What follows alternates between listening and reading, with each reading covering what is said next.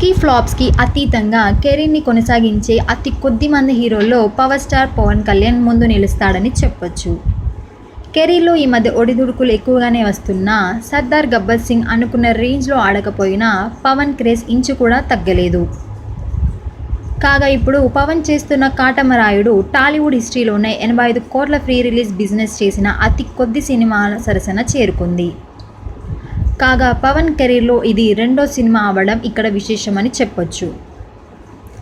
March 24న release కాబోతున్న ఈ cinema 88 కోట్ల టార్గెట్తో బరిలోకి దిగుతుండగా ఎగ్జామ్స్ మధ్యలో రిలీజ్ అవుతున్నా అంత మొత్తం అందుకుంటుందా అన్న అనుమానాలు నెలకొల్పుతున్నాయి.